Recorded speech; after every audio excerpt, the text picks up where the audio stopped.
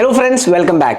ഇന്ന് നമ്മൾ ചെയ്യാൻ പോകുന്ന റിവ്യൂ എന്ന് പറഞ്ഞാൽ ഷോമിയുടെ ഏറ്റവും പുതിയ ബഡ്ജറ്റ് സ്മാർട്ട് ഫോൺ റെഡ്മി സീരീസിലെ റെഡ്മി 13 5G ആണ്. അപ്പോൾ ഈ ഡിവൈസ് ഇന്നലെയാണ് ഇന്ത്യൻ മാർക്കറ്റിൽ ലോഞ്ച് ചെയ്തത്. 13,999 രൂപയാണ് ഇതിൻ്റെ ബേസ് വേരിയൻറ്റ്. 6GB റാമും 128GB സ്റ്റോറേജുമാണ്. വിത്ത് കാർഡ് ഓഫേഴ്സ് നിങ്ങൾക്ക് 12,999 രൂപയ്ക്ക് കിട്ടും. ഷോമിൻ്റെ 10ാമത്തെ വാർഷികമാണ് ഇന്ത്യയിൽ, അത് വെച്ചാണ് ഈ കാർഡ് ഓഫേഴ്സും പറഞ്ഞിരിക്കുന്നത്. അപ്പോൾ 12,999 നിങ്ങൾക്ക് കാർഡ് ഓഫേഴ്സിൽ കിട്ടും. ഈ ഡിവൈസ് ഈ പ്രൈസിന് വർത്ത് ആണോ എന്നാണ് നമ്മൾ ഈ വീഡിയോയിലൂടെ നോക്കാൻ പോകുന്നത്. അപ്പോൾ റെഡ്മി 13 5G എന്ന് പറഞ്ഞാൽ Redmi 12 5G one of the popular devices എന്ന് വേണമെങ്കിൽ പറയാം. റെഡ്മി 12 5G കഴിഞ്ഞ വർഷം ഇറങ്ങിയ ഡിവൈസാണ്. അതിൻ്റെ എല്ലാ കാര്യം തന്നെ നല്ലതാണ്. ഒരു 5G റെവല്യൂഷനാണ് ആ പ്രൈസ് സെഗ്മെന്റിൽ ഉണ്ടാക്കിയത്. എന്നാൽ റെഡ്മി 12 5Gനേക്കാളും കുറച്ച് അപ്ഗ്രേഡ്സ് ഇതിൽ കൊണ്ടുവന്നിട്ടുണ്ട്. അത് എന്തൊക്കെയാണ് നമുക്ക് നോക്കാം. അപ്പോൾ എപ്പോഴത്തെ പോലെ ഈ ചാനൽ ആദ്യമായിട്ടാണെങ്കിൽ സബ്സ്ക്രൈബ് ബട്ടൺ പ്രസ് ചെയ്യുക, അതേപോലെ തന്നെ ബെൽ ഐക്കൺ ക്ലിക്ക് ചെയ്യുമ്പോൾ നിങ്ങൾക്ക് എല്ലാ വീഡിയോസിൻ്റെയും നോട്ടിഫിക്കേഷൻ കൂടെ ലഭിക്കുന്നതാണ്.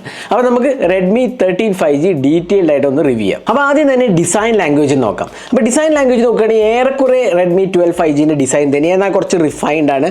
ക്യാമറ ലേഔട്ടൊക്കെ നല്ല രീതിയിൽ കൊടുത്തിട്ടുണ്ട്. പിന്നെ ഇവിടെ ഒരു ഫ്ലാഷ് ആണ്. ഈ ഫ്ലാഷ് എന്ന് പറഞ്ഞാൽ റിംഗ് ലൈറ്റ് ഫ്ലാഷ് ആണ്. അത് നോട്ടിഫിക്കേഷൻ നമുക്ക് യൂസ് ചെയ്യാം. അതേപോലെ ക്യാമറ മോഡ്യൂളും കുറച്ച് ചേഞ്ചസ് ഒക്കെ വരുത്തിയിട്ടുണ്ട്. പിന്നെ ബാക്ക് പാനലിൽ ഗ്ലാസ് ആണ്. ആ ഗ്ലാസ് തന്നെ ഒരു പാറ്റേൺ കൂടി കാണാം. അപ്പോൾ നല്ലൊരു ഡിസൈൻ ലാംഗ്വേജ് ആണ് കൊടുത്തിരിക്കുന്നത്. പിന്നെ തിക്നെസ് ആണെങ്കിൽ അത്യാവശ്യം കുഴപ്പമില്ലാത്തൊരു തിക്നെസ് എന്ന് പറയുക.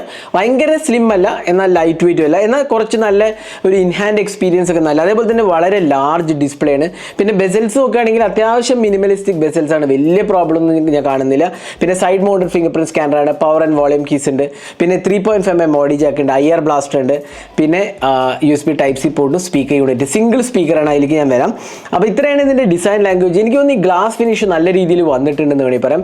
നല്ലൊരു ഫിനിഷ്, എസ്പെഷ്യലി ഈ ബ്ലൂ കളർ ഉണ്ടല്ലോ, വളരെ നല്ലൊരു എന്താ പറയുക, നല്ലൊരു എക്സ്പീരിയൻസ് ആണ് ഇതിന്. അതിനൊപ്പം തന്നെ ബ്ലാക്കും ആ പിങ്ക് കളറുണ്ട്. പക്ഷേ എനിക്ക് ഫേവറേറ്റ് ആയിട്ട് എനിക്ക് തോന്നിയത് ഈ ബ്ലൂ കളറാണ്. വളരെ നല്ലൊരു ഫിനിഷാണ്. പിന്നെ ഗോറില്ല ഗ്ലാസ് ഫിനിഷാണ് ഫ്രണ്ടിലുള്ളത്. ഗോറില്ല ഗ്ലാസ് പ്രൊട്ടക്ഷൻ ഉണ്ട്. ബാക്കിൽ കുറച്ചുകൂടി ടഫ് ആൻഡ് ഗ്ലാസ് ആണ് കൊടുത്തിരിക്കുന്നത്. അപ്പോൾ നല്ലൊരു ബിൽഡ് ക്വാളിറ്റി ഓഫർ ചെയ്തിട്ടുണ്ട്. അതേപോലെ തന്നെ ഡിസൈൻ എനിക്ക് ഇഷ്ടപ്പെട്ടു. നല്ലൊരു ഗുഡ് ലുക്കിംഗ് ഡിവൈസ് വേണമെങ്കിൽ പറയാം. അതിലൊരു വലിയൊരു പ്രോബ്ലം ഒന്നും ഞാൻ കാണുന്നില്ല. എന്നാൽ റെഡ്മി 12 5Gൻ്റെ ഒരു റിഫൈൻഡ് ഡിസൈൻ എന്ന് വേണമെങ്കിൽ പറയാം. അപ്പോൾ ഇതാണ് ഡിസൈൻ ആൻഡ് ബിൽഡ് ക്വാളിറ്റിയെ കുറിച്ച് പറയുന്നത്. ഇനി നമുക്ക് ഡിസ്പ്ലേയിലേക്ക് പോകാം. ഇവിടെ നമുക്ക് ഒരു IPS LCD ഡിസ്പ്ലേ ആണ്. എന്നാൽ കഴിഞ്ഞ വർഷത്ത് 90 Hz ആയിരുന്നു റെഡ്മി 12 5Gയിൽ വന്നത്. ഇപ്പോൾ നമുക്ക് 120 Hz റിഫ്രഷ് റേറ്റാണ് കൊടുത്തിരിക്കുന്നത്. അപ്പോൾ IPS LCD പാനലാണ്. എഗെയിൻ ഈ പ്രൈസ് സെഗ്മെന്റിൽ AMOLED വളരെ ചുരുക്കം ഡിവൈസസിൽ വന്നിട്ടുണ്ടില്ല എന്ന് പറയുന്നില്ല. എന്നാലും കുറേയൊക്കെ ഇപ്പോൾ നമ്മൾ IPS LCD തന്നെ ഈ പ്രൈസ് സെഗ്മെന്റിൽ ഉള്ളൂ എന്ന് വേണമെങ്കിൽ പറയാം. അപ്പോൾ ഡിസ്പ്ലേ ക്വാളിറ്റി കുഴപ്പമില്ല. അത്യാവശ്യം നല്ല ബ്രൈറ്റ്നസ് ഒക്കെ ഉണ്ട്. ഡിസ്പ്ലേ നമ്മൾ ടച്ച് റെസ്പോൺസ് എടുത്താലും കുഴപ്പമില്ലാത്തൊരു ഡിസ്പ്ലേ ആണ്. പിന്നെ 120 Hzലേക്ക് അപ്ഗ്രേഡ് ചെയ്തുകൊണ്ട് തന്നെ നല്ല സ്മൂത്ത് എക്സ്പീരിയൻസ് ആയിട്ട് എനിക്ക് തോന്നി. ഏറെക്കുറെ ഡിസ്പ്ലേ എക്സ്പീരിയൻസ് നല്ലതാണ്. ഡിസ്പ്ലേ ബ്രൈറ്റ്നസ് ഔട്ട്ഡോർ കുഴപ്പമില്ല എന്ന് പറയാം. ചെറിയ രീതിയിൽ കുറച്ചും കൂടെ ഒരു ബ്രൈറ്റർ ഡിസ്പ്ലേ ആവാമായിരുന്നു എന്ന് എനിക്ക് തോന്നുന്നു. എന്നാലും കംപ്ലൈൻ്റ് ഒന്നുമില്ല. കുറച്ചും കൂടെ ഒരു ഫീഡ്ബാക്ക് എന്നുള്ള എനിക്ക് വേണമെങ്കിൽ പറയാം. പിന്നെ ഡിസ്പ്ലേ മൾട്ടിമീഡിയ എക്സ്പീരിയൻസ് ഒക്കെ നല്ലതാണ്. നല്ല റിച്ച് കളേഴ്സ് ഒക്കെ വരുന്നുണ്ട്. കുഴപ്പമില്ലാത്ത ഒരു ഡിസ്പ്ലേ ആണ്.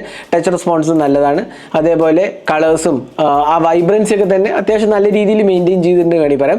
അപ്പോൾ 15,000 രൂപയ്ക്ക് താഴെയുള്ള ഒരു ഡിസ്പ്ലേ നിലയ്ക്ക് കുഴപ്പമില്ലാത്തൊരു എക്സ്പീരിയൻസ് ആണ് വരുന്നത്. പിന്നെ പഞ്ച് ഹോൾ സെൽഫി ക്യാമറ ആയതുകൊണ്ട് തന്നെ അതും നല്ലൊരു എക്സ്പീരിയൻസ്. വാട്ടർ ഡ്രോപ്പും നല്ല, അപ്പോൾ അതൊക്കെ കാര്യത്തിലൊക്കെ നല്ലതാണ്. പിന്നെ ബെസൽസ് ആണെങ്കിലും അത്യാവശ്യം മിനിമൽ ബെസൽസ് ആണ് വരുന്നത്.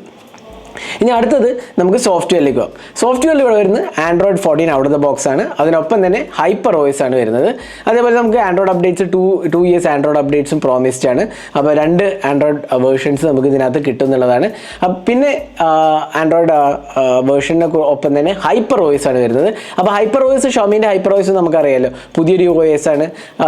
അതിനൊപ്പം തന്നെ നല്ലൊരു എക്സ്പീരിയൻസ് തരുന്നുണ്ട് എന്നുള്ളതിൽ ഒരു സംശയമില്ല. എന്നാൽ ബ്ലോട്ട്വെയർസിൻ്റെ സീൻ ഇത്തവണ ഒരുപാട് ബ്ലോട്ട്വെയർസ് ഉണ്ട് എന്നുള്ളതാണ്. ഒരുപാട് ബ്ലോട്ട്വെയർസ്. പക്ഷേ ഈ ബ്ലോട്ട്വെയർസിൻ്റെ ഒരു പ്രത്യേകത എന്താ വെച്ചാൽ നമുക്ക് അൺഇൻസ്റ്റാൾ ചെയ്ത് കളയാം. അപ്പോൾ അറ്റ്ലീസ്റ്റ് ആ ഒരു ഫ്രീഡം നമുക്ക് ഷോമി തരുന്നുണ്ടെന്നുള്ള. എന്നാലും ബ്ലോട്ട്വെയർസ് സ്ട്രിക്ട്ലി ഞാൻ എന്താ പറയുക, എനിക്ക് ആക്സെപ്റ്റ് ചെയ്യാൻ പറ്റാത്തൊരു കാര്യം. വെറുതെ അനാവശ്യ കുറേ ആപ്സും ഗെയിംസും എല്ലാം ഇൻസ്റ്റാൾ ചെയ്തിട്ടുണ്ട്. എന്നാലും എക്സ്പീരിയൻസ് കുഴപ്പമില്ല. സോഫ്റ്റ്വെയർ എക്സ്പീരിയൻസ് HyperOSൻ്റെ ഓവറോൾ നല്ല ഒരു ഫ്ലൂയിഡ് എക്സ്പീരിയൻസ് ആണ്. ലാഗോ അങ്ങനത്തെ ഒന്നും ഞാൻ കണ്ടില്ല. അപ്പോൾ അതൊക്കെ കുഴപ്പമില്ല. പിന്നെ ആൻഡ്രോയിഡ് അപ്ഡേറ്റ് പോളിസി നല്ലതാണ്. പിന്നെ നമുക്കറിയാമല്ലോ HyperOSൽ ഒരുപാട് കസ്റ്റമൈസേഷൻ ഓപ്ഷൻസ് ഓപ്ഷൻസ് ഉണ്ട്. അപ്പോൾ അതൊക്കെ വെച്ച് നമുക്ക് നല്ല രീതിയിൽ കസ്റ്റമൈസിങ് ചെയ്യാം. ഏറെക്കുറെ നല്ല എക്സ്പീരിയൻസ് ആണ്. മെമ്മറി മാനേജ്മെൻറ്റ് കാര്യമാണെങ്കിലും ഏറെക്കുറെ നല്ലതാണ്. കുഴപ്പമില്ലാത്തൊരു മെമ്മറി മാനേജ്മെൻറ്റ് കിട്ടിയിട്ടുണ്ട്. പിന്നെ 6 GB RAM by default basic വരുന്നുള്ളതുകൊണ്ട് തന്നെ അത്യാവശ്യം നല്ലൊരു എക്സ്പീരിയൻസ് നമുക്ക് കിട്ടുന്നുണ്ട്. അതാണ് സോഫ്റ്റ്വെയറിനെ കുറിച്ച് പറയുകയാണെങ്കിൽ. ബ്ലോട്ട്വെയർസ് അവോയ്ഡ് ചെയ്യാമായിരുന്നു എന്നാണ് എനിക്ക് തോന്നുന്നത്. ബാക്കി ഏറെക്കുറെ നല്ലൊരു എക്സ്പീരിയൻസ് ആണ്. ഇനി അടുത്ത പെർഫോമൻസിലേക്ക് പോകാം. ഇതിനകത്ത് വരുന്നത് സ്നാപ്ഡ്രാഗൺ 4 Gen 2 ആക്സിലേറ്റഡ് എഡിഷൻ ആണ്. 2.3 GHz ആണ്. ഒക്ടോകോർ പ്രോസസ്സറാണ്. അതിനൊപ്പം തന്നെ 6 GB RAM 8 GB RAM ആണ്.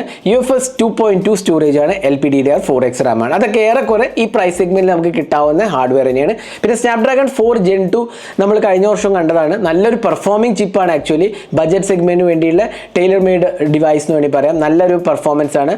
ലാഗോ ഇഷ്യൂസ് ഒന്നുമില്ല. പിന്നെ 6 GB RAM ഉള്ളതുകൊണ്ട് തന്നെ നല്ലൊരു എക്സ്പീരിയൻസും കിട്ടുന്നുണ്ട്. പിന്നെ ഇതിന് ആൻഡ്രോയിഡ് സ്കോർ പറയുക റോ ബെഞ്ച് മാർക്ക് സ്കോർ പറയുക ഏതാണ്ട് 4.25 ലക്ഷം കിട്ടുമെന്നാണ് എനിക്ക് തോന്നുന്നത്. 4.25 to 4.5 ലക്ഷത്തിന് അടുത്ത് കിട്ടുന്നു. പക്ഷേ എനിക്ക് ആക്ച്വലി ടെസ്റ്റ് ചെയ്തിട്ട് 4,03,000 കിട്ടിയത്. അത് എനിക്ക് തോന്നുന്നു ഇതിൻ്റെ benchmark app lite version test ചെയ്തുകൊണ്ടാണെന്ന് എനിക്ക് തോന്നുന്നത്. ഏറെക്കുറെ നല്ല ഒരു ബെഞ്ച് മാർക്ക് സ്കോർ ഉണ്ട്. ബജറ്റ് സെഗ്മെന്റിൽ വേണ്ട ഒരു 4.25 ലക്ഷം ബെഞ്ച് മാർക്ക് സ്കോറും ഉണ്ട്. പിന്നെ സ്റ്റോറേജ് ടെസ്റ്റ് ആണെങ്കിലും കുഴപ്പമില്ല. UFS 2.2 ഉണ്ട്. അപ്പോൾ അതും ഏറെക്കുറെ നല്ലൊരു എക്സ്പീരിയൻസ് ആണ് ബജറ്റ് സെഗ്മെന്റിൽ. പിന്നെ ഗിഗ് ബെഞ്ച് സ്കോറും നിങ്ങൾക്ക് കാണാവുന്നതാണ്. അപ്പോൾ അത് ആ ബെഞ്ച് മാർക്ക് സ്കോറിലൊക്കെ ഈ പ്രൈസ് സെഗ്മെന്റിൽ വേണ്ട ഒരു ബെഞ്ച് മാർക്ക് സ്കോർ ഉണ്ട് എന്നാണ് ഇതിനെക്കുറിച്ച് പറയാവുന്നതാണ്. പിന്നെ നമുക്ക് ഡേ ടു ഡേ എക്സ്പീരിയൻസ് നല്ലതായിരുന്നു. ലാഗോ അങ്ങനത്തെ ഇഷ്യൂസ് ഒന്നും തന്നെ ഞാൻ നോട്ടീസ് ചെയ്യില്ല. ഞാൻ ഇപ്പോൾ യൂസ് ചെയ്യുന്നുണ്ട് ഏറെക്കുറെ 2 ആഴ്ചയായി എന്ന് വേണമെങ്കിൽ പറയാം. 2-2.5 ആഴ്ചയായി ഇത് യൂസ് ചെയ്യാൻ തുടങ്ങിയിട്ട്. അപ്പോൾ ആ ഒരു യൂസേജിൽ എനിക്ക് ഇഷ്യൂസ് ഒന്നും തന്നെ ഞാൻ നോട്ടീസ് ചെയ്തില്ല. അപ്പോൾ നല്ല ഒരു എക്സ്പീരിയൻസ് ആണെന്ന് വേണമെങ്കിൽ പറയാം. പിന്നെ ഇതിനകത്ത് സൈഡ് മൗണ്ടഡ് ഫിംഗർ പ്രിന്റ് സ്കാനറാണ്. ഏറെക്കുറെ കുഴപ്പമില്ലാത്ത എക്സ്പീരിയൻസ് ആണ്. ഡ്യുവൽ 5G സപ്പോർട്ട് ഉണ്ട്. അതിനൊപ്പം തന്നെ നമുക്ക് മെമ്മറി കാർഡ് വെച്ച് വേണമെങ്കിൽ എക്സ്പാൻഡും ചെയ്യാവുന്നതാണ് സ്റ്റോറേജ്. 5G സിം കാർഡിലൊന്നും ഇഷ്യൂസ് ഒന്നും ഞാൻ നോട്ടീസ് ചെയ്യില്ല. ജിയോയും എയർടെല്ലും ഞാൻ ടെസ്റ്റ് ചെയ്യണ്ടേ. അപ്പോൾ അതിലൊന്നും ഞാൻ സിഗ്നൽ സ്ട്രെങ്ത് ഇഷ്യൂസ് ഒന്നും ഞാൻ കണ്ടില്ല. പക്ഷേ ഇത് വേറൊരു പ്രോബ്ലം എന്താ വെച്ചാൽ സിംഗിൾ മോണോ സ്പീക്കറേ ഉള്ളൂ എന്നുള്ളതാണ്.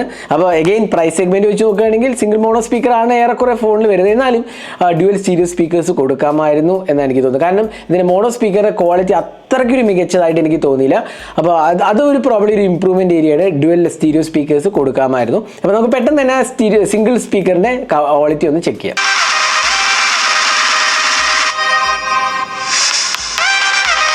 ഇനി ഈ ഡിവൈസ് ഗെയിമിങ്ങിന് അനുയോജ്യമാണോ എന്ന് കുറച്ച് പേര് ചോദിക്കേണ്ടായി. ഒരു ആവറേജ് എക്സ്പീരിയൻസ് വേണമെങ്കിൽ പറയാം. കാരണം ബഡ്ജറ്റ് സെഗ്മെന്റ് ആണ്. ഒരു 13-14 രൂപേൻ്റെ ആ സെഗ്മെന്റിൽ നമുക്ക് ഭയങ്കര ഒരു ഹെവി ഗെയിമിംഗ് ഒന്നും ഒബ്വിയസ്ലി ചെയ്യാൻ പറ്റില്ല. അപ്പോൾ അത് വെച്ച് നോക്കുകയാണെങ്കിൽ കുഴപ്പമില്ലാത്ത രീതിയിൽ നമുക്ക് ഗെയിമിംഗ് ചെയ്യാം. സ്നാപ്ഡ്രാഗൺ 4 Gen 2 അത്യാവശ്യം നല്ല രീതിയിൽ ഗെയിമിംഗ് ചെയ്യാം ആ പ്രൈസ് സെഗ്മെന്റിന് വെച്ചിട്ടുള്ള ഇത് വെച്ച് നോക്കുകയാണെങ്കിൽ. പിന്നെ 6 GB RAM ഞാൻ നേരത്തെ പറഞ്ഞല്ലോ. അതുകൊണ്ട് തന്നെ നമുക്ക് അതും നല്ല ഒരു ബെറ്റർ എക്സ്പീരിയൻസ് 4 GB-നേക്കാളും കഴിഞ്ഞ വർഷം Redmi 12 4 GB ആയിരുന്നുള്ളൂ ബേസ് വേരിയൻറ്റ്. അപ്പോൾ അത് വെച്ച് നോക്കുകയാണെങ്കിൽ ഇത് കുറച്ചും കൂടെ ബെറ്റർ ആണ് ഡെഫിനറ്റ്ലി നമുക്ക് പറയാൻ സാധിക്കും. അപ്പോൾ ഗെയിമേഴ്സ് ഡിവൈസ് ആണോ ചോദിച്ചാൽ അല്ല. എന്നാൽ ഗെയിമിൽ കളിക്കുകയും ചെയ്യാം. കുഴപ്പമില്ലാത്ത രീതിയിൽ കളിക്കുകയും ചെയ്യാം. ഇനി നമുക്ക് ക്യാമറയിലോട്ട് പോകാം. ഇതിനകത്ത് ഒരു ഇമ്പോർട്ടൻറ്റ് അപ്ഗ്രേഡ് എന്ന് പറഞ്ഞാൽ ഒരു 108 MP സെൻസറായിട്ട് മാറിയിട്ടുണ്ട്. സാംസങ്ങിൻ്റെ HM6 സെൻസറാണ്. ഒരു 2 MP മാക്രോ സെൻസറും കൊടുത്തിട്ടുണ്ട്. പിന്നെ 13 MP സെൽഫി ക്യാമറയാണ്. അപ്പോൾ കഴിഞ്ഞ വർഷം 108 MP ആയിരുന്നില്ല. ഇത്തവണ ഒരു അപ്ഗ്രേഡ് വന്നിട്ടുണ്ട്. അതിനൊപ്പം തന്നെ 3x ഇൻ സെൻസർ സൂമും ഇതിനകത്ത് നമുക്ക് എക്സ്പെക്ട് ചെയ്യാവുന്നതാണ്. അപ്പോൾ ക്യാമറ സാമ്പിൾസ് എടുത്ത് നോക്കുകയാണെങ്കിൽ കുഴപ്പമില്ലാത്തൊരു എക്സ്പീരിയൻസ്. അത്യാവശ്യം നല്ല ഷാർപ്പ് ഡീറ്റെയിൽസും ഉണ്ട്. ഡൈനാമിക് റേഞ്ച് നല്ല കളേഴ്സുമാണ് വരുന്നത്. ഓവർ സാച്ചുറേഷൻ ഇഷ്യൂസും അങ്ങനെയൊന്നുമില്ല. പ്രത്യേകിച്ച് 108 MP സെൻസർ നല്ല ഡീറ്റെയിൽസ് ക്യാപ്ചർ ചെയ്യാൻ സാധിച്ചിട്ടുണ്ട്. അപ്പോൾ അതുകൊണ്ട് തന്നെ നല്ലൊരു ക്വാളിറ്റി ക്യാമറ എന്ന് ഡെഫിനറ്റ്ലി നമുക്ക് ഇതിന് വിശേഷിപ്പിക്കാവുന്നതാണ്. പ്രത്യേകിച്ച് ഡേ ലൈറ്റ് ഷോട്ട്സ് നല്ല രീതിയിൽ വന്നിട്ടുണ്ട്. പോർട്രേറ്റ്സ് ആണെങ്കിലും കുഴപ്പമില്ല. ക്ലോസപ്പ് ഷോട്ട്സും അത്യാവശ്യം നല്ല രീതിയിൽ വന്നിട്ടുണ്ട്. പക്ഷേ മാക്രോ സെൻസറിൻ്റെ അഗെയിൻ വളരെ ആവറേജ് ആണ്. മാക്രോ സെൻസറിൽ ഒരുപാട് എക്സ്പെക്ടേഷൻ വെക്കേണ്ട. ആ 2 MP അതേപോലെ തന്നെയാണ് ഇപ്പോഴും വന്നിരിക്കുന്നത്. അത് സത്യം പറഞ്ഞാൽ ഒഴിവാക്കേണ്ട സമയം ഏറെക്കുറെ അതിക്രമിച്ചു. അതിൽ ബെറ്റർ ഒരു അൾട്രാവൈഡ് കൊടുക്കുകയാണെന്നാണ് എനിക്ക് തോന്നുന്നത്. എന്നാൽ 2 MP മാക്രോയിൽ നമുക്ക് ആവറേജ് ക്വാളിറ്റി ഒരു മാക്രോസ് എടുക്കാവുന്നതാണ്. പിന്നെ എന്താ പറയുക, ലോ ലൈറ്റ് എക്സ്പീരിയൻസ് അഗെയിൻ കുഴപ്പമില്ല എന്ന് പറയാം. അത്രയ്ക്കൊരു ഷാർപ്പല്ല. കുറച്ച് നോയ്സ് ലെവൽസ് ഒക്കെ ഉണ്ട്. അഗെയിൻ ബഡ്ജറ്റ് സെഗ്മെന്റിലുള്ള എന്താ പറയുക പ്രോബ്ലംസ് ഒക്കെ നമുക്ക് ഇതിനകത്ത് കാണാൻ സാധിക്കും.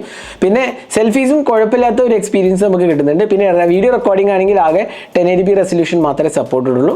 Again 1080p 30 FPS സപ്പോർട്ടുള്ളൂ. അപ്പോൾ ക്യാമറ ക്വാളിറ്റി എന്ന് വെച്ചാൽ ഡേ ലൈറ്റ് ക്യാപ്ചേഴ്സ് അത്യാവശ്യം നല്ല രീതിയിൽ വന്നിട്ടുണ്ടെന്ന് പറയാം. 108 MP ക്യാമറയിൽ നിന്ന് എടുത്തത്. അപ്പോൾ ക്യാമറേൻ്റെ ഓവറോൾ ക്വാളിറ്റി എന്ന് വെച്ചാൽ 108 MP സെൻസർ ഡെഫിനറ്റ്ലി ഇംപ്രൂവ്ഡ് ആണ് കഴിഞ്ഞ വർഷത്തെ Redmi 12-നേക്കാളും. അപ്പോൾ ഡേ ലൈറ്റ് ഷോട്ട്സ് ഒക്കെ നല്ല രീതിയിൽ വന്നിട്ടുണ്ടെന്ന് പറയാം. ഇനി അടുത്ത് ബാറ്ററിയിലോട്ട് പോകാം. 5030 mAh ബാറ്ററി. അതിനൊപ്പം തന്നെ ഒരു അപ്ഗ്രേഡ്, രണ്ടാമത്തെ അല്ലെങ്കിൽ മൂന്നാമത്തെ അപ്ഗ്രേഡ് എന്ന് പറയുന്നത് 33 വാട്ട് ചാർജറിന്. കഴിഞ്ഞ വർഷം 18 വാട്ട് ആയിരുന്നുള്ളൂ, ഇത്തവണ 33 വാട്ട് ചാർജർ ഉണ്ടെന്നുള്ളതാണ്. അപ്പോൾ അതും ഡെഫിനറ്റ്ലി ഒരു ഇമ്പ്രൂവ്മെൻറ്റ് ഏരിയയാണ്. ചാർജിങ് സ്പീഡ് സർപ്രൈസിംഗ്ലി ഗുഡ് ആയിരുന്നു. ഓൾമോസ്റ്റ് 1 മണിക്കൂറിനകത്ത് ചാർജ് ചെയ്ത് കിട്ടിയെന്നുള്ളതാണ്. ഈവൻ 33 വാട്ട് ചാർജറായിട്ടുണ്ടെങ്കിലും അത് 1 അവറിനുള്ളിൽ ചാർജ് ചെയ്ത് കിട്ടിയതാണ് ഒരു പ്രോബ്ലി സർപ്രൈസിങ് ആസ്പെക്റ്റ്. അപ്പോൾ അതിനൊപ്പം തന്നെ നല്ല ബാറ്ററി ലൈഫ് നമുക്ക് എക്സ്പെക്ട് ചെയ്യാം. കുഴപ്പമില്ലാത്ത ഒരു ബാറ്ററി ലൈഫ് ഇതിനകത്ത് നമുക്ക് എക്സ്പെക്ട് ചെയ്യാം. ഞാൻ ടെസ്റ്റ് ചെയ്തതിൽ എനിക്ക് പ്രോബ്ലംസ് ഒന്നും തോന്നിയില്ല. ഏറെക്കുറെ 1 ഡേ ഓഫ് യൂസേജ് നമുക്ക് ഇതിനകത്ത് പോസിബിളാണ്. അപ്പോൾ ഇതായിരുന്നു റെഡ്മി 13 5Gൻ്റെ ഒരു ഡീറ്റെയിൽ റിവ്യൂ. അപ്പോൾ ഇതിൻ്റെ നല്ല ആസ്പെക്ട്സ് എന്ന് വെച്ചാൽ നല്ല ഇംപ്രൂവ്ഡ് പെർഫോമൻസ് ആണ്, അതേപോലെ ഡിസൈൻ നല്ലതാണ്, ഗ്ലാസ് ഫിനിഷ് ആണ്, പ്രീമിയം ബിൽഡ് ക്വാളിറ്റി ഉണ്ട്, ഡിസ്പ്ലേയും 120 ഹെർട്സിക്ക് അപ്ഗ്രേഡ് ആയിട്ടുണ്ട്, പിന്നെ സോഫ്റ്റ്വെയർ അപ്ഡേറ്റ് സൈക്കിളും നല്ലതാണ്, പെർഫോമൻസ് നല്ലതാണ്, ക്യാമറാസും ഡേ ലൈറ്റിൽ അത്യാവശ്യം നല്ലതാണ്, പിന്നെ ചാർജിങ് സ്പീഡ് ഇംപ്രൂവ്ഡ് ആണ്. ഇനി ഇതിലെ ഇംപ്രൂവ്മെൻറ്റ് ഏരിയാസ് എന്ന് പറഞ്ഞാൽ ബ്ലോട്ട് വേസ് ആണ്. ബ്ലോട്ട് വേസ് കളയേണ്ട സമയമായി. ഇപ്പോൾ ബ്ലോട്ട് വേസ് ഉണ്ട് എന്നുള്ളതാണ് ഒരു പോരായ്മ. രണ്ടാമത്തത് സിംഗിൾ സ്പീക്കറേ ഉള്ളൂ എന്നുള്ള ഡ്യുവൽ സ്പീക്കേഴ്സ് കൊടുക്കാമായിരുന്നു എനിക്ക് തോന്നുന്നു. അതല്ലാണ്ട് എനിക്ക് തോന്നുന്നു പിന്നെ ലോ ലൈറ്റ് ക്യാപ്ചേഴ്സും കുറച്ചും കൂടെ ബെറ്റർ ആക്കാമായിരുന്നു, കുറച്ചും കൂടെ ബെറ്റർ ഒപ്റ്റിമൈസേഷൻ കൊണ്ടുവരാമായിരുന്നു എന്നുള്ളതാണ്. പക്ഷേ ഏറെക്കുറെ എനിക്ക് തോന്നുന്നു ഈ പ്രൈസ് സെഗ്മെൻറ്റ് നല്ലൊരു വാല്യൂ ഫോർ മണി പാക്കേജ് ആയിട്ട് തന്നെ പറയാം. ഡെഫിനറ്റ്ലി 6GB റാം വേരിയൻറ്റിൻ്റെ പ്രൈസിങ് സ്റ്റാർട്ട് ചെയ്യുന്നത് 13,999 രൂപയാണ്. അല്ലെങ്കിൽ നിങ്ങൾക്ക് കാർഡ് ഓഫേഴ്സ് ഉണ്ടെങ്കിൽ നിങ്ങൾക്ക് 12,999 രൂപയ്ക്ക് കിട്ടും. അപ്പോൾ ആ പ്രൈസ് സെഗ്മെൻറ്റിൽ എനിക്കൊന്ന് നല്ല ഒരു പാക്കേജാണ്, ഡെഫിനറ്റ്ലി പറയാം. കുഴപ്പമില്ലാത്ത ഒരു നല്ല പാക്കേജായിട്ട് ഇതിനെ നമുക്ക് വിശേഷിപ്പിക്കാവുന്നതാണ്. അപ്പോൾ ഇതായിരുന്നു റെഡ്മി 13 5Gൻ്റെ ഒരു ഡീറ്റെയിൽ റിവ്യൂ. ഈ വീഡിയോ നിങ്ങൾക്ക് ഇഷ്ടപ്പെട്ടു കൂടുതൽ വീഡിയോസിനായി ചാനൽ സബ്സ്ക്രൈബ് ചെയ്യാൻ മറക്കരുത്. Thanks for watching. Hope to see in our next video. Have a great day.